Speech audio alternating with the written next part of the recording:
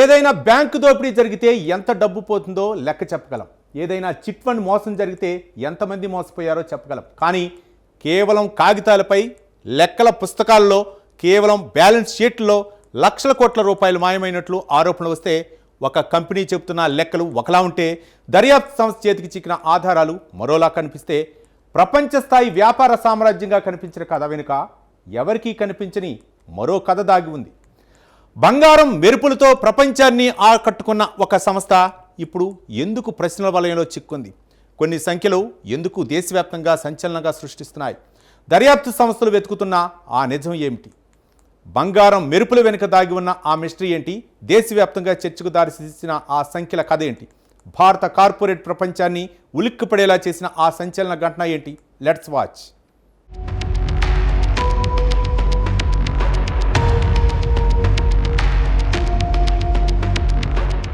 ఒకప్పుడు ప్రపంచ బంగారు వ్యాపారంలో వెలుగు విరచిమ్మిన కంపెనీ, అంతర్జాతీయ మార్కెట్లలో గుర్తింపు, వేల కోట్ల టర్నోవర్, ప్రపంచంలోనే అతిపెద్ద గోల్డ్ రిఫైనరీలతో సంబంధాలు, పెట్టుబడిదారుల విశ్వాసం, ప్రభుత్వ రంగ దిగ్గజ సంస్థ LIC పెట్టుబడులు. బయటకు చూస్తే అంతా బంగారమే.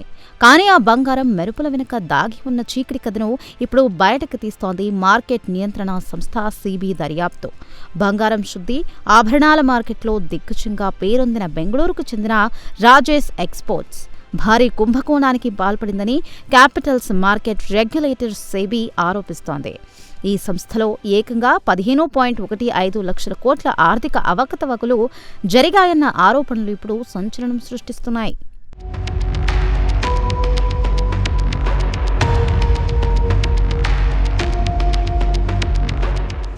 భారత్లో బంగారం శుద్ధి, ఆభరణాల తయారీ, రిటైల్ విక్రయాల రంగంలో గుర్తింపు పొందిన ఈ సంస్థ సంవత్సరాలుగా దేశీయ, అంతర్జాతీయ మార్కెట్లలో తన వ్యాపారాన్ని విస్తరించుకుంటూ వచ్చింది. భారీ తయారీ యూనిట్లు, గోల్డ్ రిఫైనింగ్ సామర్థ్యాలు, విస్తృత రిటైల్ నెట్వర్క్స్లో ఈ కంపెనీ పరిశ్రమలో కీలక స్థానాన్ని సంపాదించుకుంది. అయితే సంస్థ అసలు ప్రస్థానం దేశీయ వ్యాపారానికే పరిమితం కాలేదు. అంతర్జాతీయ మార్కెట్లలో అడుగుపెట్టిన తరువాత విదేశీ అనుబంధ సంస్థల ద్వారా తన వ్యాపార పరిధిని మరింత విస్తరించింది. ముఖ్యంగా విదేశాల్లోని అనుబంధ వ్యాపారాల నుంచే తమ ఆదాయంలో అత్యధిక భాగం వస్తోందని కంపెనీ ఆర్థిక నివేదికలు సూచించాయి. ఈ అంతర్జాతీయ విస్తరణే సంస్థను ప్రపంచ వ్యాపార వర్గాల్లో చర్చనీయాంశంగా మార్చింది.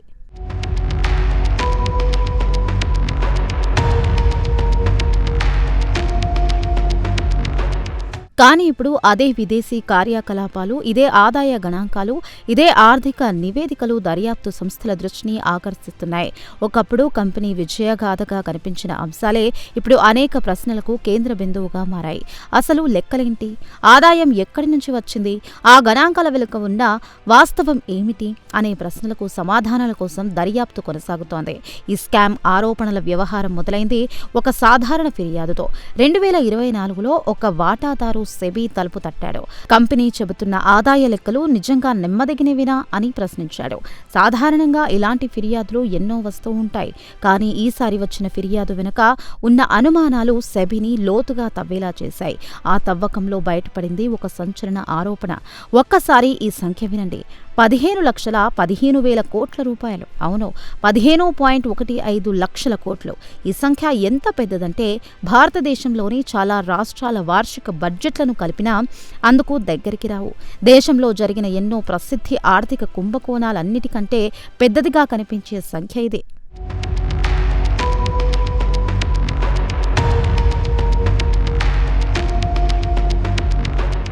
SEBI చెబుతున్న కథనం ప్రకారం 2020 నుంచి 2025 మధ్య కాలంలో కంపెనీ ప్రకటించిన ఏకీకృత ఆదాయంలో దాదాపు 97 నుంచి 99% విదేశీ అనుబంధ సంస్థల నుంచే వచ్చినట్లు చూపించబడింది.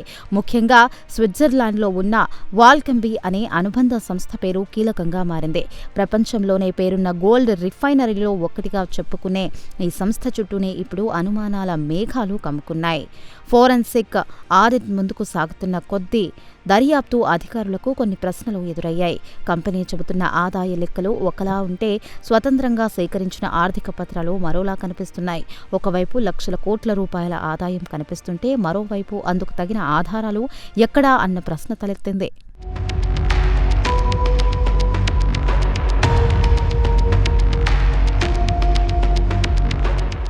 ఇంకా ఆశ్చర్యపరిచిన విషయం ఏంటంటే కంపెనీ ఆదాయంలో దాదాపు మొత్తం భాగం విదేశీ అనుబంధ సంస్థల నుంచే వచ్చినట్లు చూపించడం.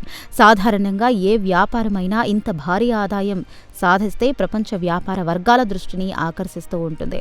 కానీ సెబీ దర్యాప్తు అధికారులు ఆ లెక్కలను సరిపుచ్చే ప్రయత్నం చేయగా అనేక వ్యత్యాసాలు కనిపించాయని ఆరోపించారు.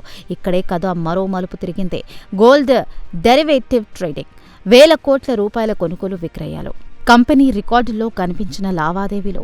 కానీ సెబీ రికార్డులు పరిశీలించే సమయంలో ఒక బ్రోకరేజ్ సంస్థ మాత్రం సంచలన విషయం చెప్పిందని ఉత్తర్వుల్లో పేర్కొనబడింది. ఆ లావాదేవీలు తమ ద్వారా జరగలేదని తెలిపిందని సెబీ ఆరోపిస్తోంది. దీంతో అసలు ఆ లావాదేవీలు ఎక్కడ జరిగాయి, ఎవరి ద్వారా జరిగాయి, వాటి వెనుక ఉన్న నిజం ఏంటి అన్న ప్రశ్నలు మరింత ముదిరాయి.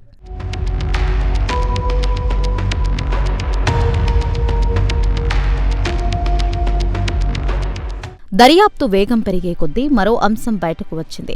సెబీ ప్రకారం దర్యాప్తుకు అవసరమైన అన్ని పత్రాలు సమయానికి అందడం లేదని అనుమానం వ్యక్తమైంది. కస్టమర్ వివరాలు, అనుబంధ సంస్థల ఆర్థిక స్టేట్మెంట్లు, కీలక వ్యాపార రికార్డులు ఇవన్నీ దర్యాప్తులో అత్యంత కీలకం. కానీ వీటి విషయాల్లో సహకారం పూర్తి స్థాయిలో లభించడం లేదని సెబీ చెబుతోంది. ఈ ఆరోపణలు బయటకు వచ్చిన వెంటనే మార్కెట్ స్పందించింది. స్టాక్ మార్కెట్లో పెట్టుబడిదారుల నమ్మకం కదిలిపోయింది. ఒక్కరోజులోనే షేర్లు లోయర్ సర్క్యూట్ను తాకాయి. మార్కెట్ విలువ 100 కోట్ల రూపాయలు ఆవిరైంది. సంవత్సరాలుగా సంపాదించిన ప్రతిష్ఠ కొన్ని గంటల్లోనే ప్రశ్నార్థకంగా మారింది.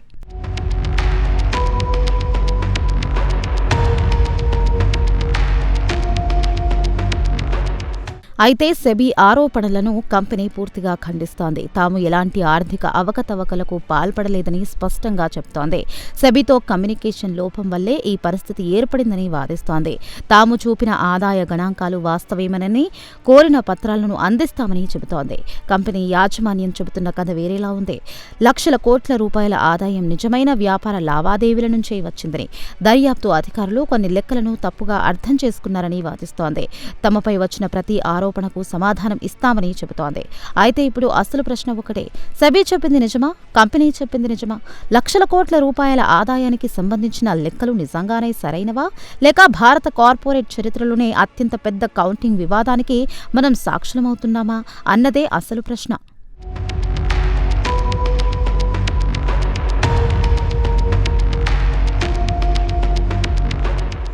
అసలు క్లైమాక్స్ ఇప్పుడే మొదలైంది. సెబీ దర్యాప్తు కొనసాగుతోంది. కంపెనీ తన వాదనలు వినిపిస్తోంది. పెట్టుబడిదారులు ఆందోళన ఉన్నారు. మార్కెట్లు సమాధానాల కోసం ఎదురు చూస్తున్నాయి.